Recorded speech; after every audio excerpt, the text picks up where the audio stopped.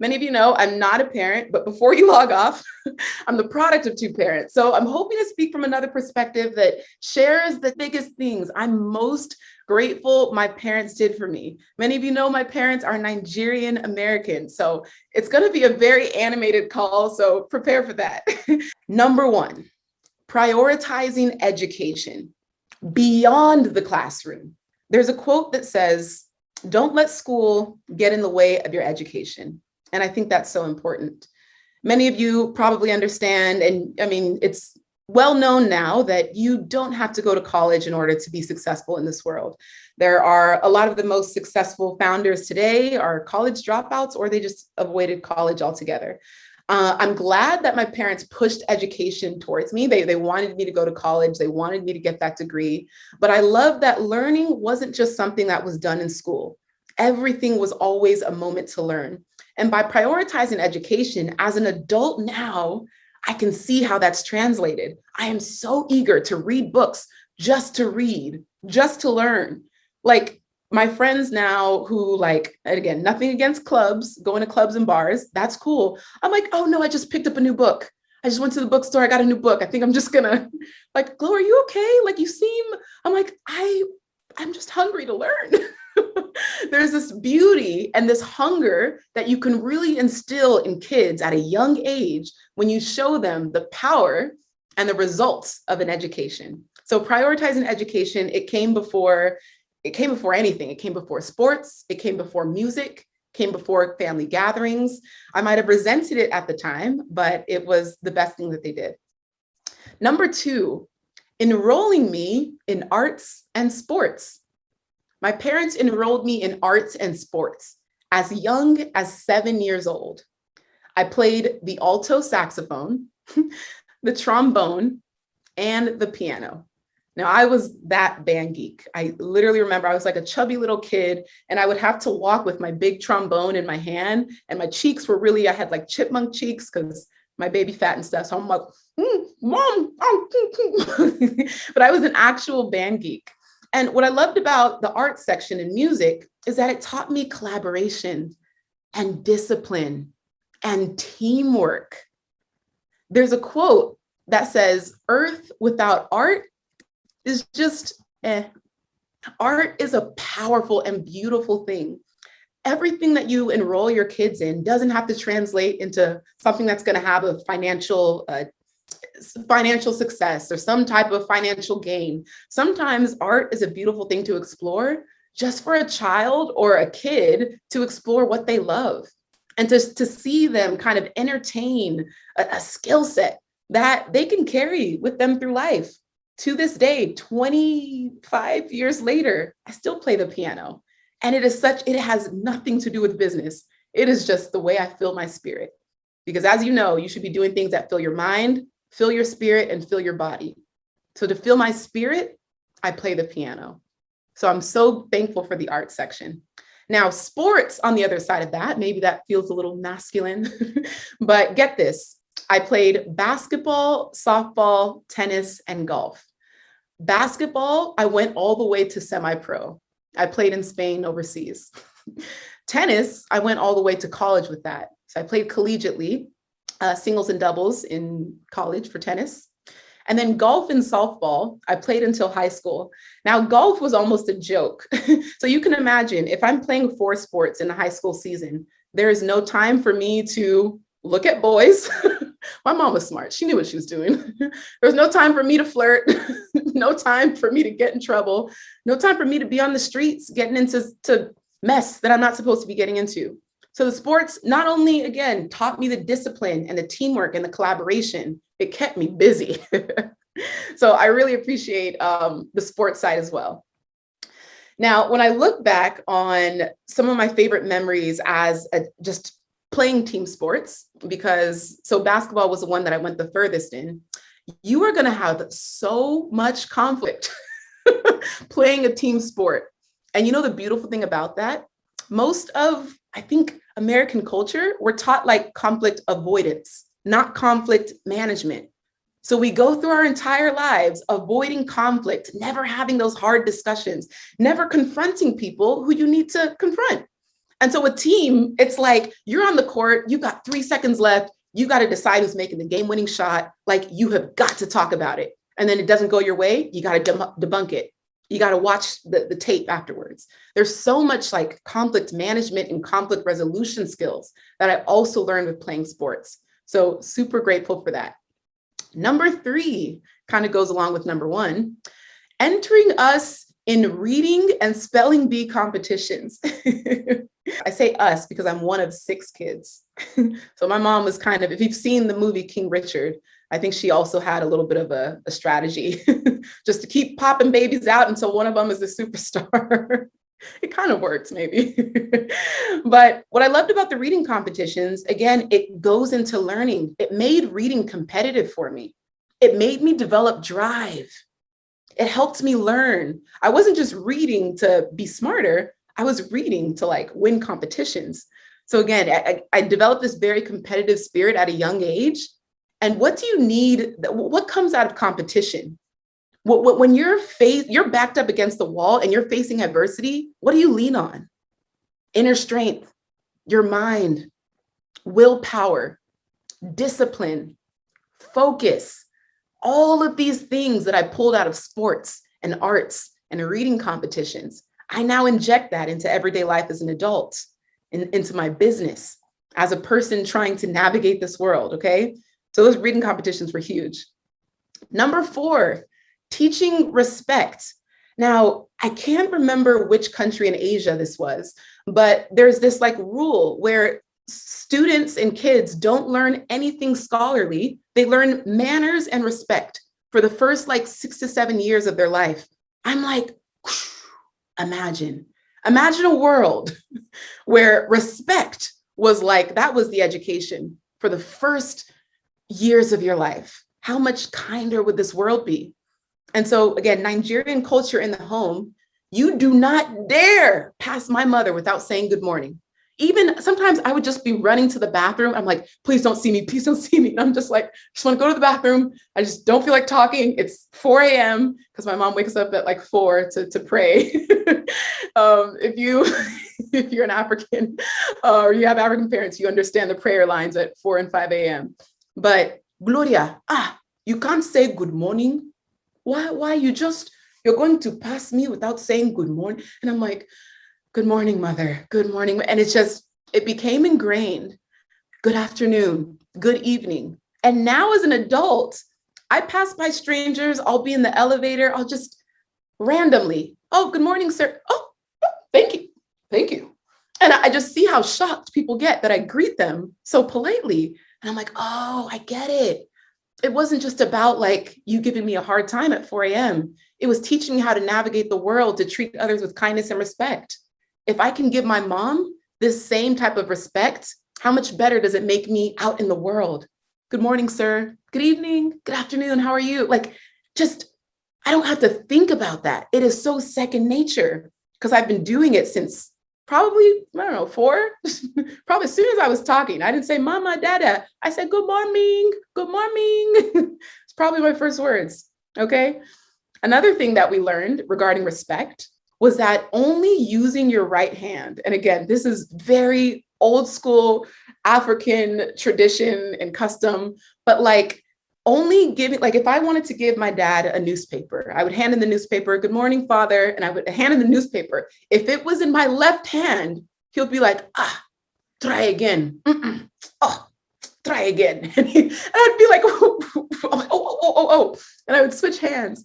And even something small like that, like there's nothing wrong with being left-handed.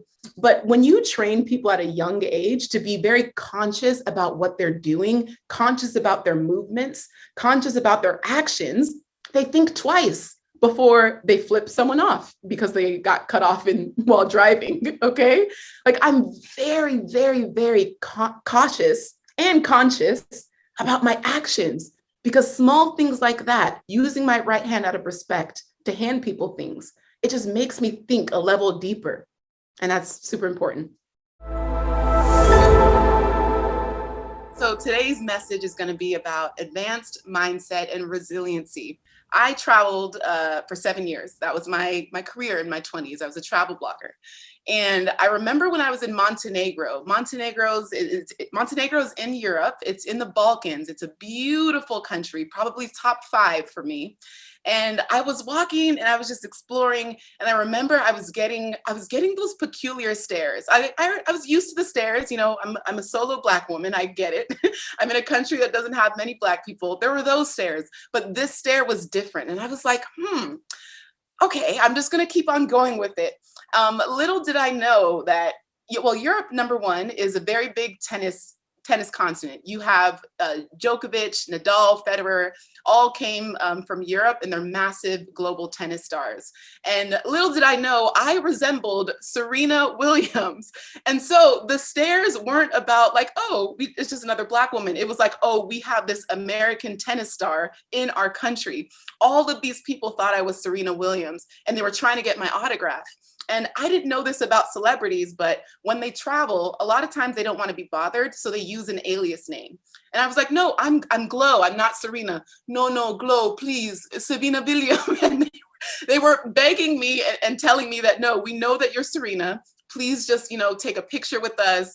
And it was so funny, but I was like, I was literally trying to outrun the paparazzi.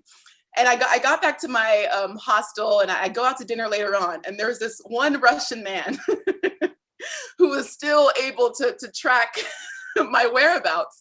And, as I say this out loud, it sounds a little bit creepy, but it was genuine. He had kids that loved Serena Williams. And so he said, Savina, please, for my kids. Savina, please, for my kids. And so what did I do? Got my pen, signed Serena with a smiley face, and let him on his way. That is resilience. Not the kind that we're going to talk about, but it's resilience nonetheless. And I want to talk to you guys about how when there's something that you want, no matter the circumstances, you will find a way to get it. That's entrepreneurship. That's life. But advanced mindset, I want to break down an acronym here, because advanced mindset, it comes down to your mind. So I want you guys to write out MIND, and we're going to break down a mind framework that's going to help you have a more advanced mindset. The first one, M, mission, a mission that can change the world. A lot of us are still operating from a very selfish place. And I speak from experience. When I was travel blogging, all I wanted to do was travel the world and get paid. So some of you guys have to understand, like, what is it about your skill set, your career, or your industry that you can attach to a greater cause? Maybe because of personal experience or overcome trauma. Think about it. If you're a nutritionist that overcame a disease, how can you now teach on holistic wellness? Okay. If you're a business coach, maybe, who overcame poverty, how can you now attach socioeconomic issues as a part of your branding, as a part of your messaging? Take your own personal story and attach it to a larger mission, because that's what's going to make you stand out as a leader, make you stand out as an entrepreneur, and just make you stand out in your industry in general. Intuition to speak up when it matters. Leadership is easy when things are going well. It's easy to be a leader when you don't have to actually lead on hard stuff, okay? And I was like, ooh. And I found myself like really having to feel convicted about what leadership means, and that intuition to speak up when it matters most. Because sometimes controversy is necessary in a teaching moment. Figuring out how to take something that could be controversial and turning it into a teaching moment. Every single thing that I post, you'll never find, my page is not about drama. My teaching style, my education style, nothing is about drama or gossip or hatred. That's not where I come from. It's lessons, it's learning, it's teaching, because that's intuition as a leader. Like, okay, this needs to be spoken about. How can I speak about it in a way that no one else has covered?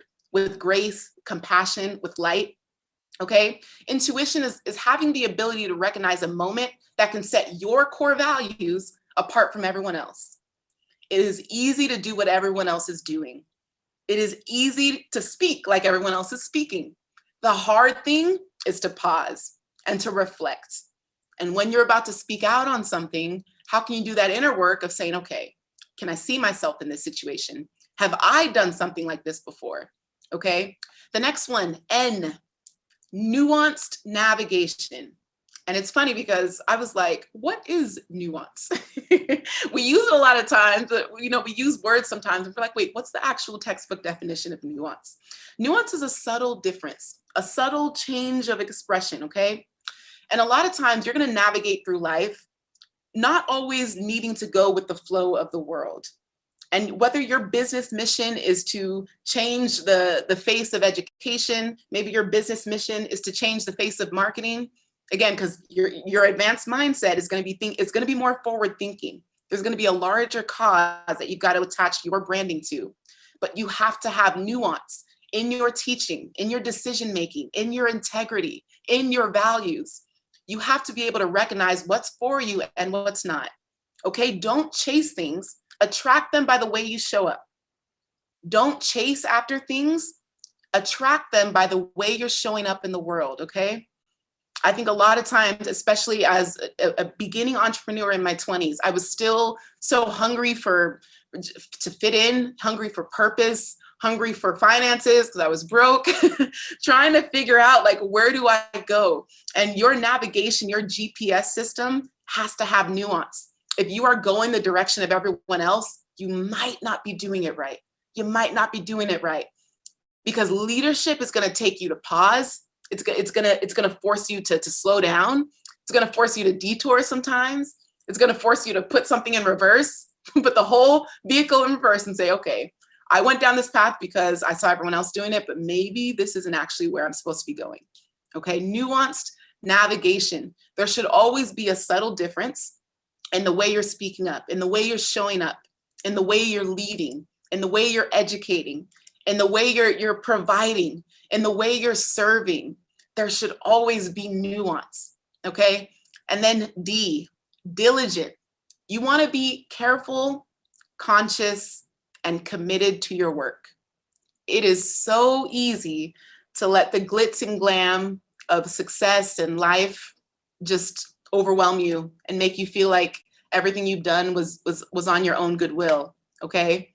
You have to be careful, conscious, and committed, not just to your work, but to the mission and staying connected to the community that you're trying to help. And you do this by dedicating yourself to a cause that is greater than yourself.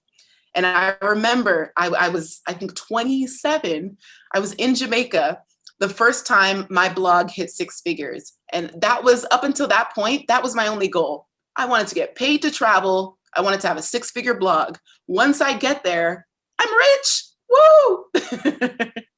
I think my first year as a full-time travel blogger, I made $7,000 the entire year. So the idea of a 6-figure blog was so out of reach that I was like, if I can get there, maybe one day if I get lucky. I was like, oh, I'll just kind of stop, like, because that's all I need. And what happened when I reached 100K? Spiraled. Went into a 3-week episode of depression. Because when you put so much value on money and not your core values, not your integrity, not a mission, you lose yourself. That moment of a 6-figure blog, I put so much weight in that. I didn't know what I needed to feel, but when I got there, I didn't feel anything. I was expecting like maybe my shower was going to feel different. Maybe glitter would like pop under my balloons or pop under my pillows. Balloons would come from the sky. Like, where is my party? Like, I've had this goal. Where's the celebration? Didn't feel anything. In fact, I regressed. I stopped reading. I stopped praying. I stopped reading my devotional. I lost sight of myself. And so it's so important. Have financial goals, but my goodness, have a mission first. Have a mission first. 5 ways that you can build confidence. The first thing, affirming activities. I love Jay Shetty because he said this quote. He said, every year he's always learning, loving, and launching something. You always need to be learning, loving, and launching. When you are learning something, it's a humbling place to be. You're not going to be good at it. You're going to be a beginner, and it's not going to be confidence boosting. But when you are loving and launching something, you're in alignment, you're walking in purpose. So at every point in your life, you should be learning, loving, and launching. So what are those affirming activities that you're doing to remind you of how far you've come, okay? So the first one, affirming activities. The second thing, affirming friends. Affirming friends. Guys, insecurity and confidence don't speak the same language. Get new friends. I had friends that used to project their insecurities on me. They would like shame me for having habits. But every day, you should have an alarm, or you should set an alarm that has 3 words that remind you of yourself. Or for me, I also like to do things that are like affirmations. So I'm like, I like to tell myself daily, like, this is all a part of God's plan. This is God, you're building God's kingdom. That's something I tell myself daily. So when I see that, little notification come on my phone, it gets me re-excited. And a friend tried to shame me for having that like habit. And I was like, man, what is it like to be so insecure with yourself that you shame someone for like wanting to like walk in alignment? I was like, I don't need you in my life. Yeah, have affirming friends, people who are also building legacies, people who also understand that life is temporary and what you build is the only thing that lasts forever. Like, how many of you guys have picked up a book that's 200 years old? How insane is that? 200 years ago, someone wrote a book not knowing that 200 years later, Glow would come walking through and finds it in a used bookstore. How cool is that? You do not know how far your story is going to reach, okay? So number 1, affirming activities. Number 2, affirming friends. Number 3, affirming documentation. I record time lapses. I watch the sunrise every single day.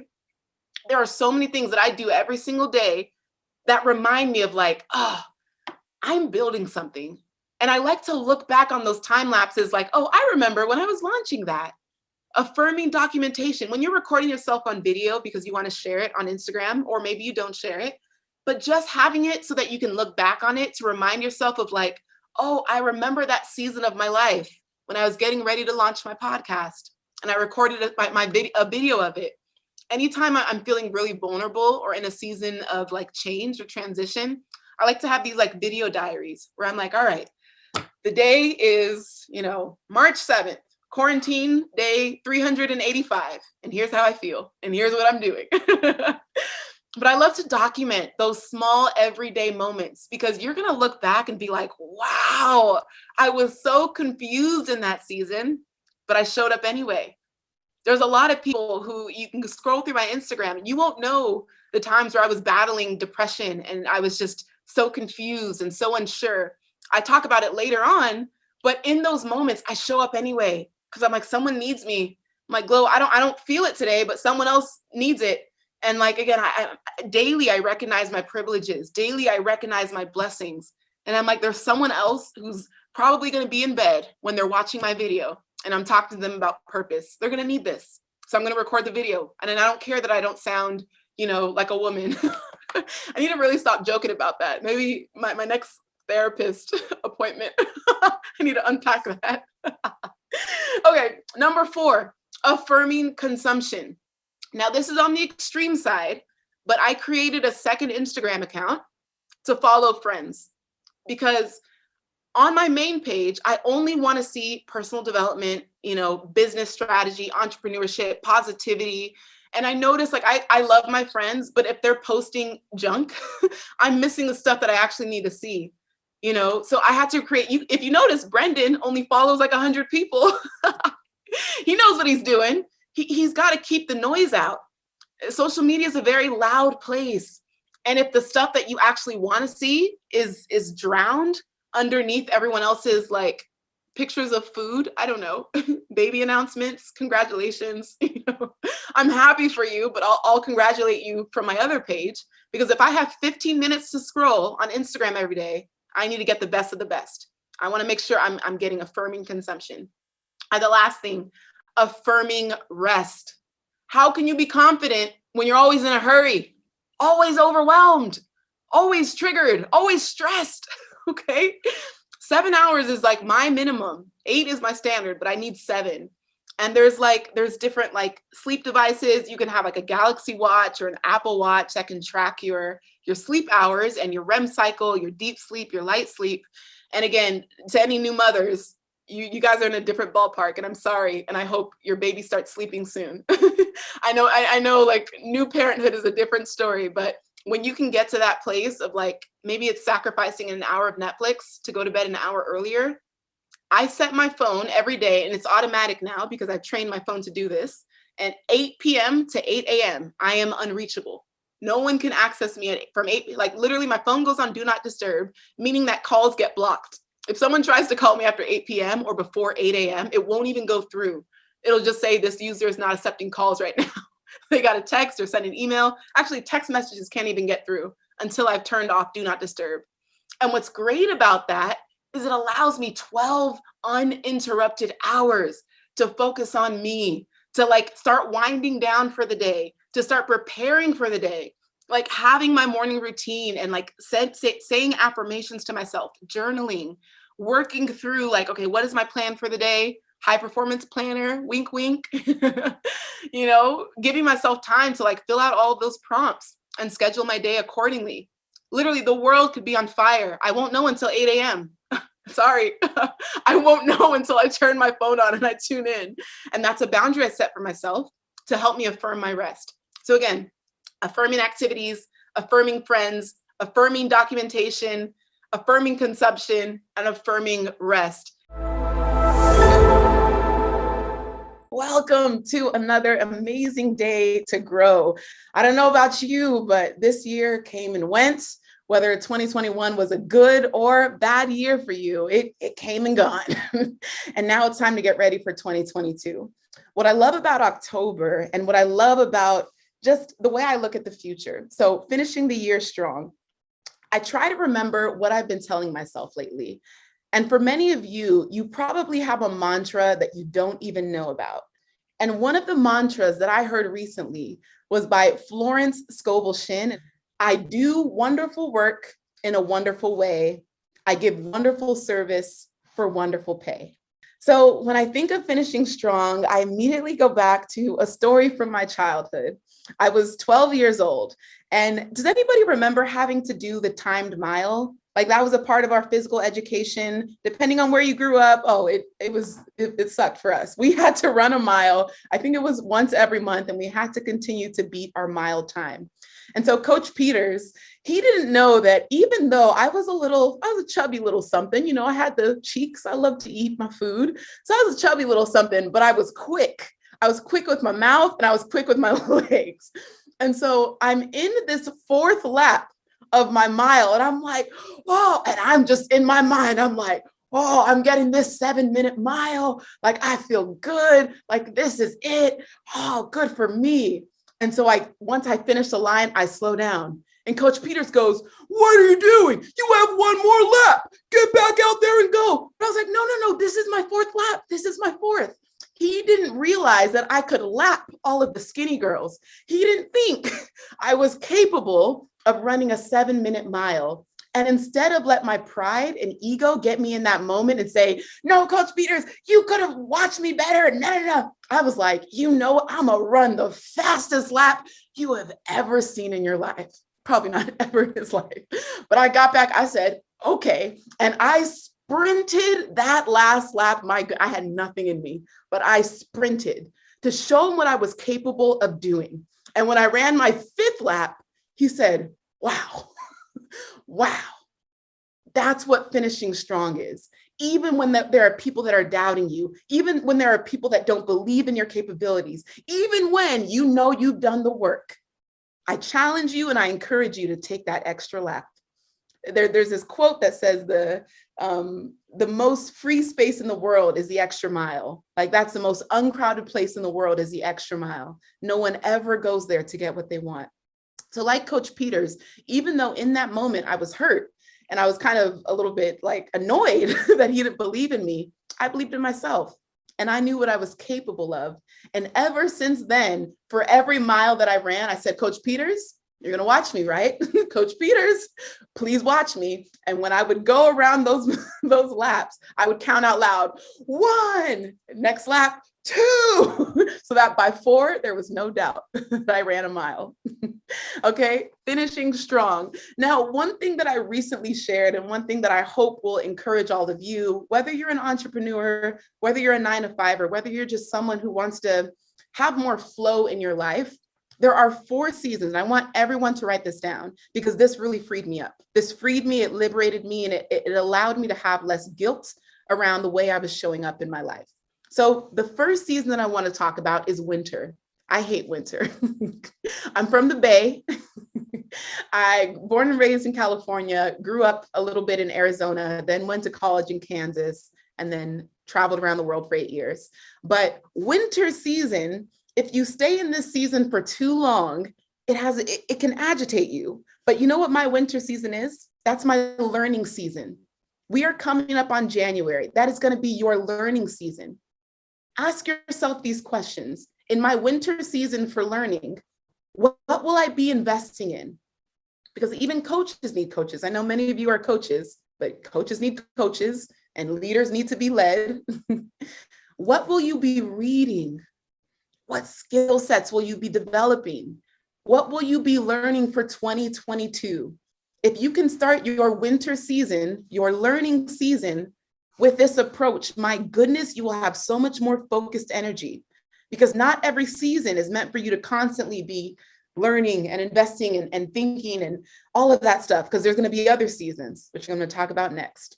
My spring season is for launching, okay? After you take those 3 months to learn and learn and learn, that spring season, I need all of you to think about what you're going to be launching in April.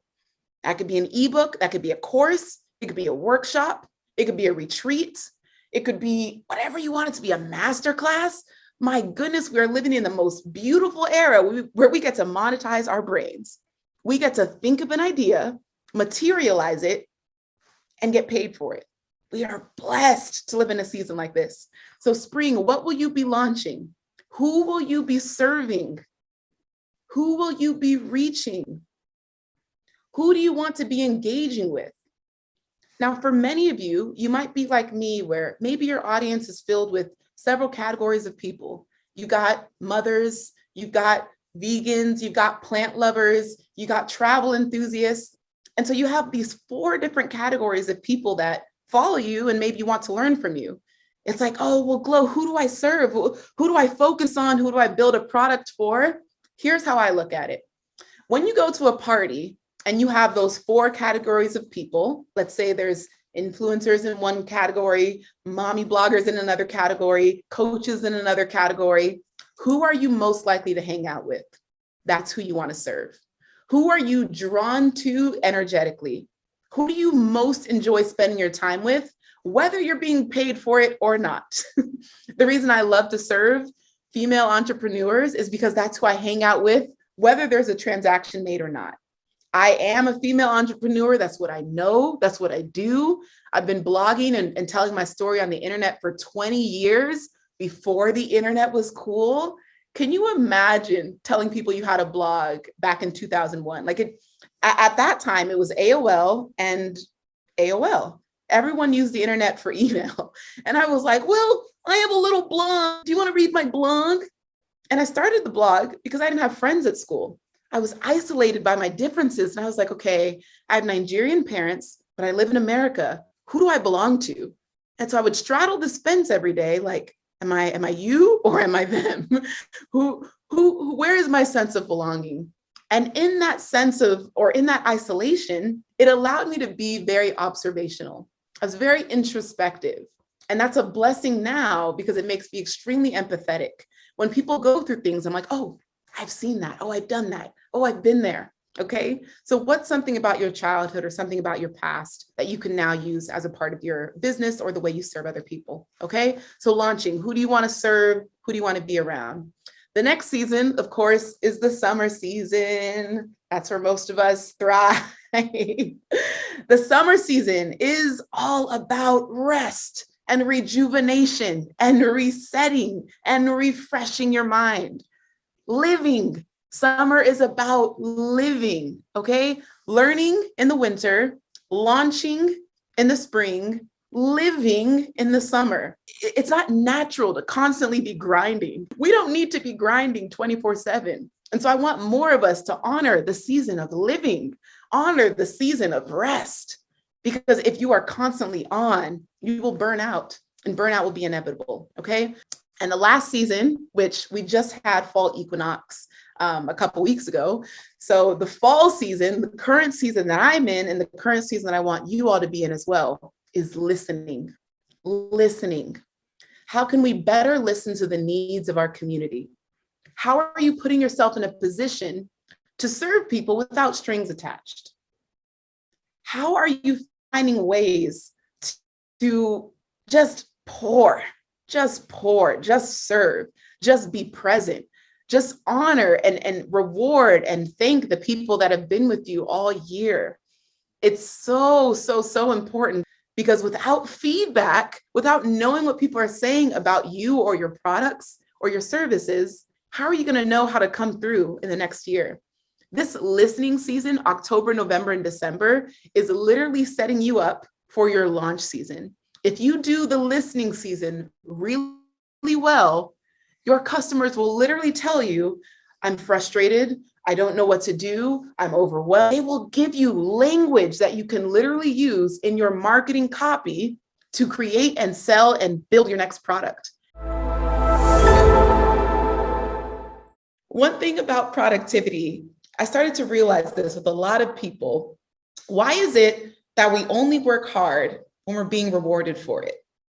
Think about the last time you really put your mind towards something. You really dedicated yourself to a goal. You really were like, I'm ready to be productive at this. Because there was probably a reward, or there was some type of positive reinforcement on the other side. That is bad. Dr. Dooney, I see you nodding. That is bad. And I have an example. In the past, I remember I would have these group of students that I would lead and teach. And I was like, why aren't they motivated? Why don't they want to be better? Why don't they want to be educators? Like, why do I have to constantly push and tell them you got this, you got this, you got this? And then I was like, okay, what if I put prizes at the end? And so at the end, I picked the top 5 students in the class. And you know what happened? Instead of those 5 students being praised for their work, all of the other students were like, wait, I didn't know there was a prize. Glo, that's not fair. You didn't tell us that there was something to win. I was like, I shouldn't have to. I shouldn't have to. If you are only wanting to work hard because there's a reward at the end of it for you, check your heart, check your mission, check your goals, check your alignment, check your intention.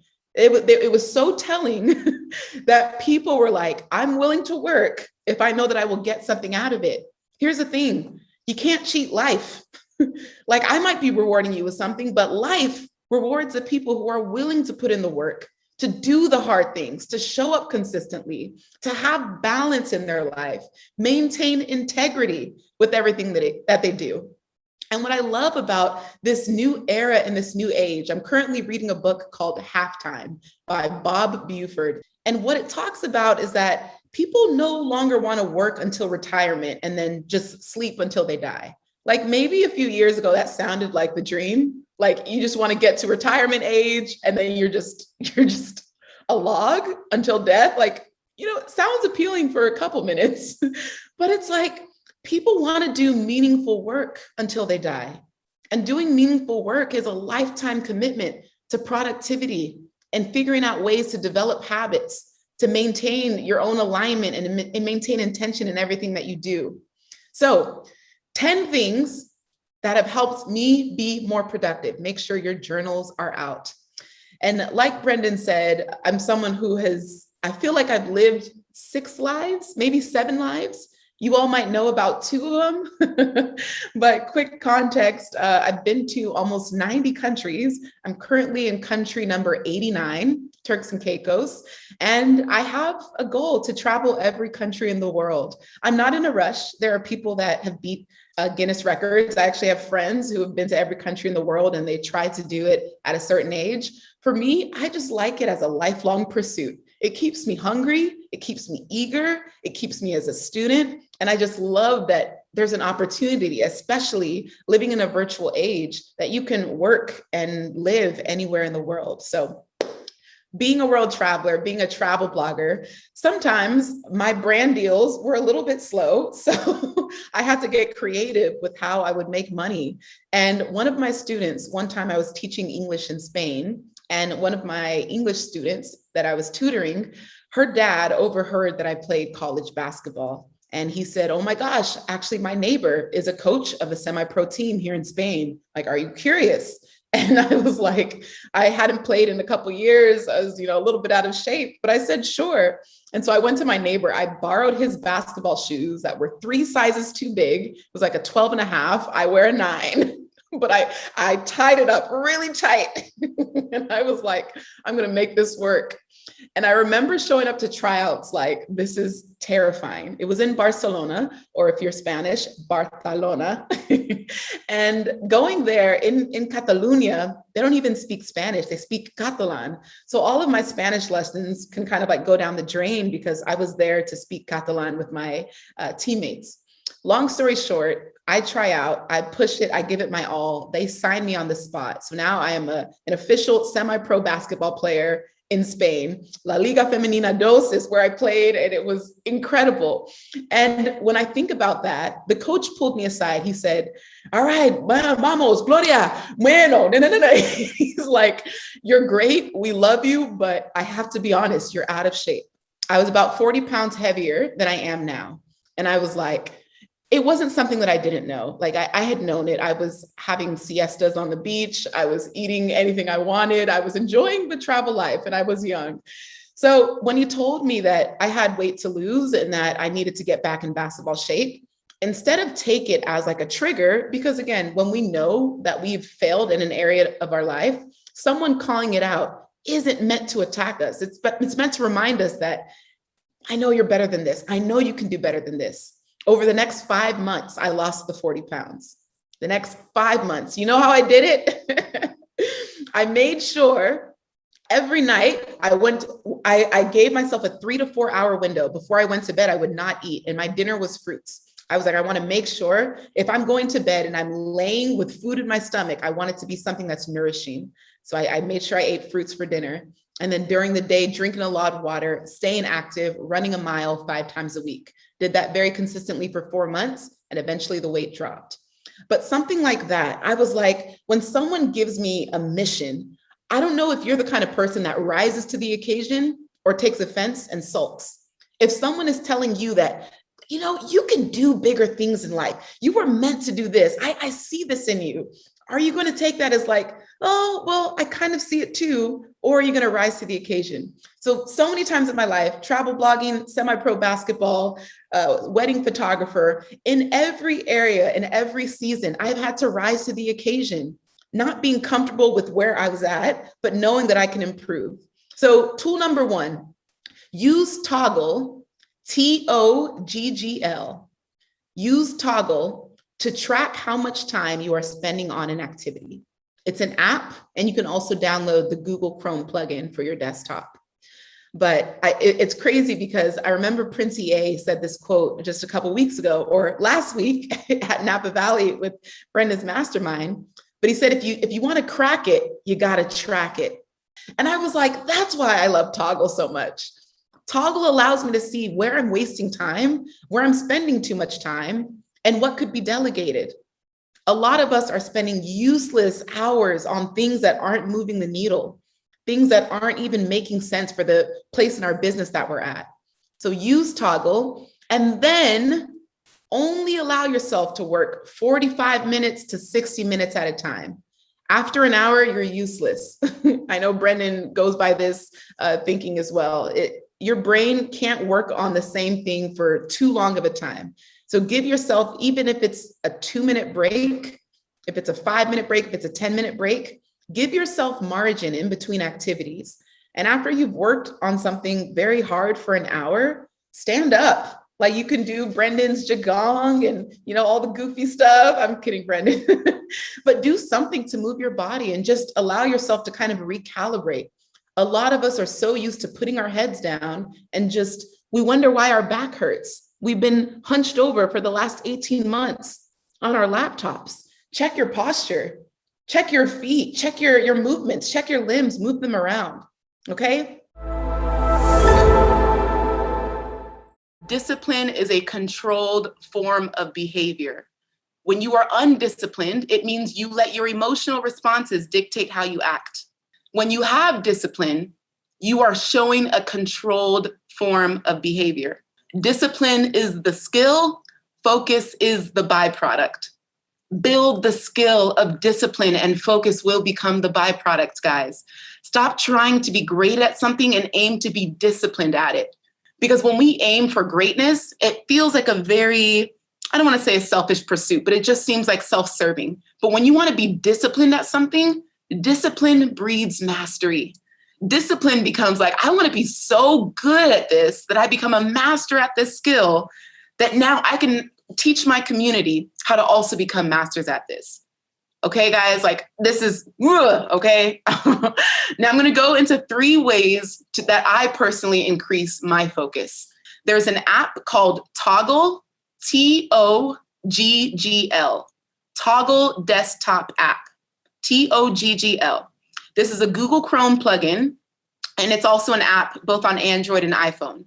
So a lot of you guys, sometimes you approach your day without discipline. So instead of you're wondering like where your time went, tell it where to go instead of wondering where it went.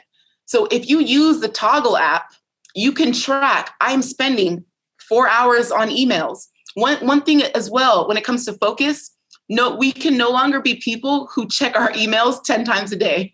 Like bless, my sponsors and my partners and people that I correspond with, but they know if they don't catch me in the morning, then they're going to catch me in the evening. And if they miss me in the evening, they'll get me tomorrow. Nothing is an emergency. And when I have that own self-discipline with my time and how often I'm checking my emails, I'm able to focus more of my undivided attention on the task at hand. So make sure you have a discipline around how much and how often you're checking your emails. And I know this might vary depending on the working relationship and the boundaries that's already been established. So unfortunately, this can't be the rule for everyone.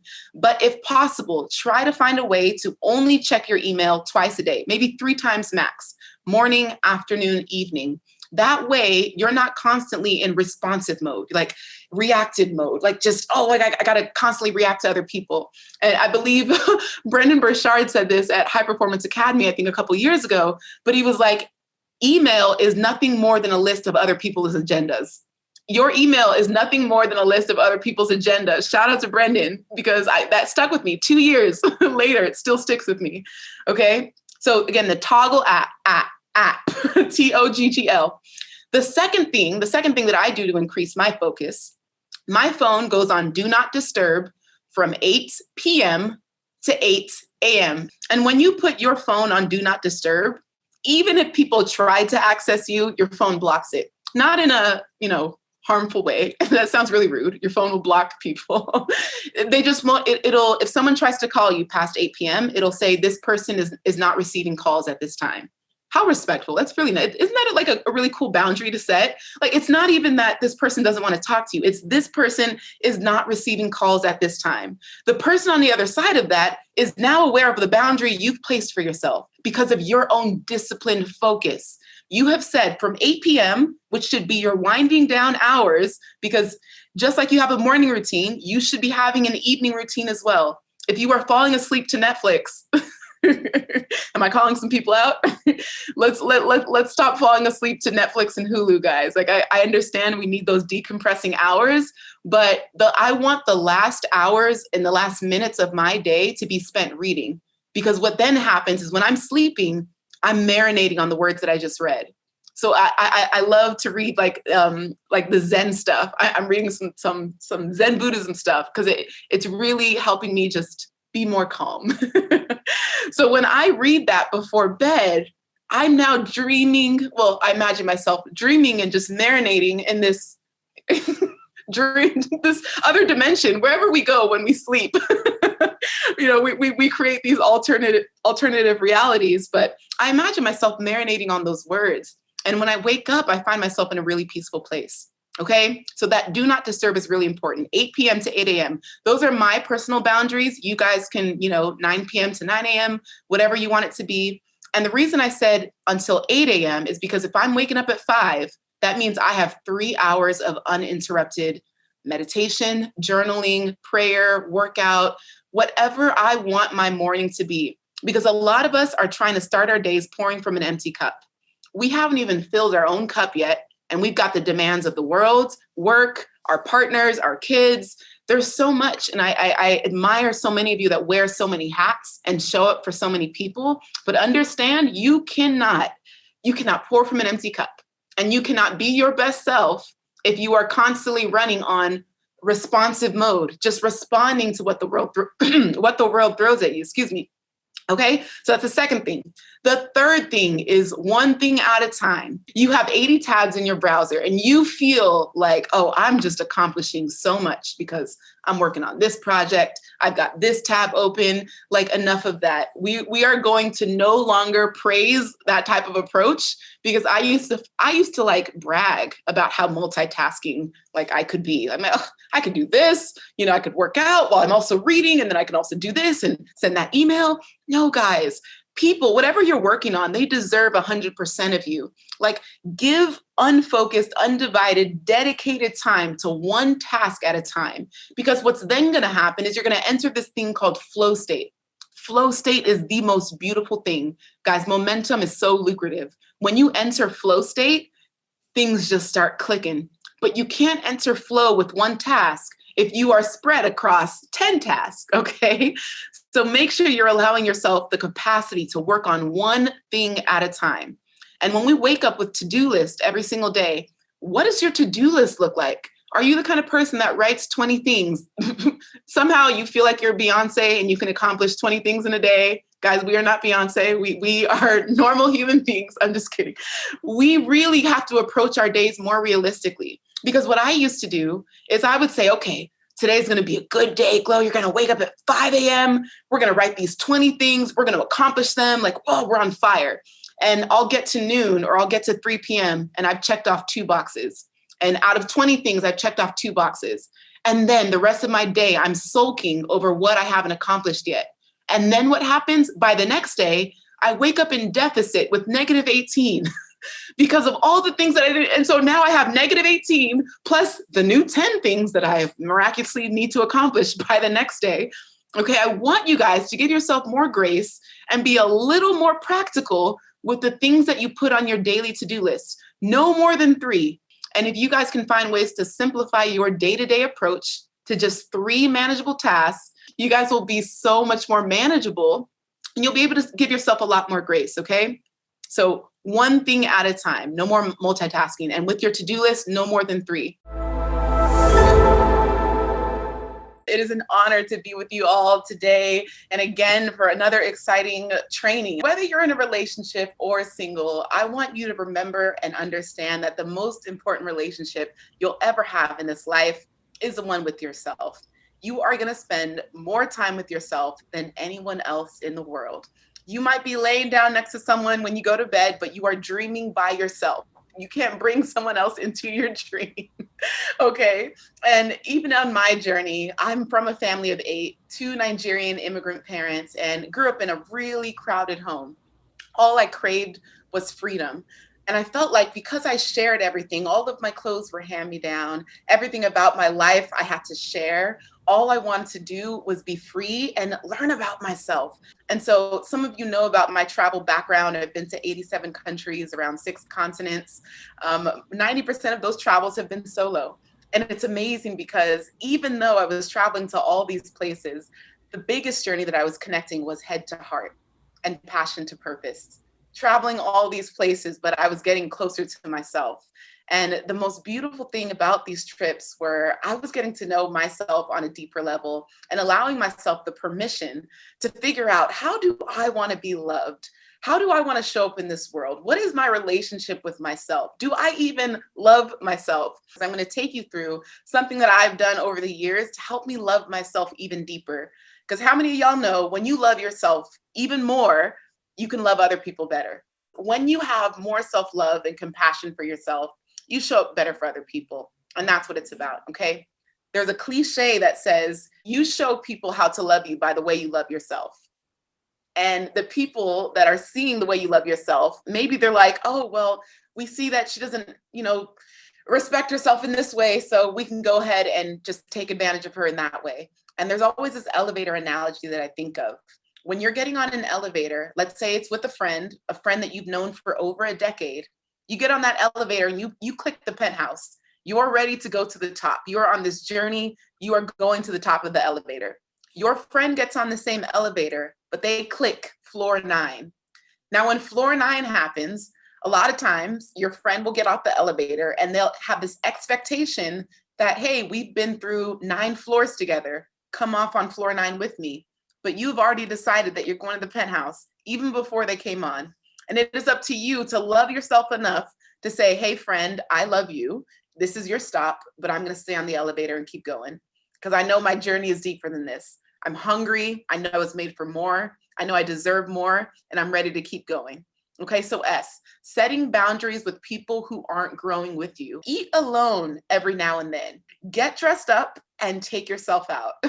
Okay, tell your partner to watch the kids, tell someone to babysit, but I need you to take yourself out to eat because you would be surprised how much you'll learn about yourself by how uncomfortable you are with sitting alone. People will judge you, people will stare, people will ask if you're waiting for someone. And again, because I've traveled to so many places and I've eaten alone so many times, I always remember the question that I get asked, and it always made me feel some type of way. But I would be at a restaurant and I would be table for one, please. And they would say, oh, just one. And they would cock their head and they would look a little bit like pitiful, like, oh, just one. And I'm like, yes. And I would order a bottle of champagne and I would be all dolled up. I was like, it is a celebration of self. I'm celebrating life.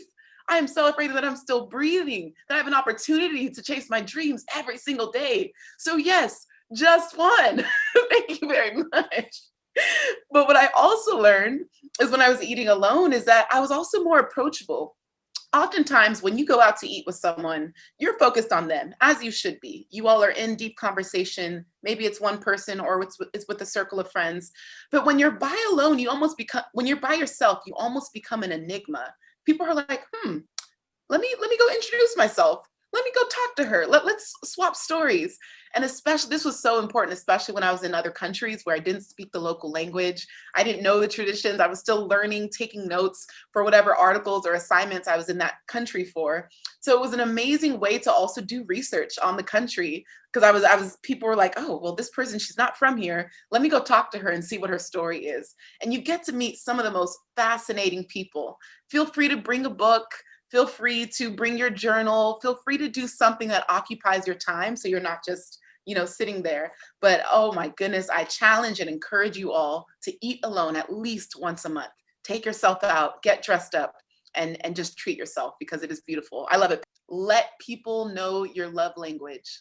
Now, if you're not familiar, I think everyone is familiar with Gary Chapman's 5 Love Languages book. We have words of affirmation, acts of service, gift giving or gift receiving, quality time, and physical touch.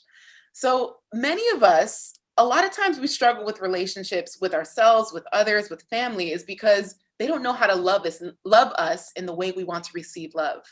And for a lot of my friends, they thought words of affirmation was my love language. They were giving me all of this affirmation. They were encouraging me. They were loving on me verbally. And they didn't know that that was actually a trigger for me. It was actually very uncomfortable. Again, growing up in a Nigerian home, we didn't get compliments. We were never told, I love you, I'm proud of you, good job. That just wasn't language in our home. So when people told that to me as an adult, I was so uncomfortable with it. I was like, this is not, no, please. And I had to learn that, okay, Glow, people don't know this. Let them know that acts of service is the way that you want to be loved. You got to be clear with the way that you want to receive and give love. My favorite way to give love is gifts. I love just pouring into people and just showering them with presents and quality time. But the way I like to receive love is actually acts of service because I'm a very servant-driven leader. I'm constantly serving other people. And when you're always serving others, who's going to serve you? That's why acts of service is my favorite love language. That's the way I like to be loved. And I had a lot of awkward conversations and awkward encounters with friends because even though they were affirming me so much with words of affirmation, every time I needed them, they wouldn't show up. And I realized, what is this disconnect? I need to let them know that if they actually want to show that they love me, they need to be, acts of service. When I say that I need them, I need them to show up. And that for me was huge. Learn your love language, and then also let people know your love language. Free yourself from people pleasing. I'm currently reading a book by Oprah, her latest one by Oprah and Dr. Bruce Perry, What Happened to You? And my goodness, this book is heavy. It really talks about all the biological changes and shifts that happen due to childhood trauma that manifest in our adult lives. So many of us think, well, if it happened 20 years ago, oh, I'm fine, I'm over it. But it's like our brains are literally biologically transformed by things that have happened to us in our childhood.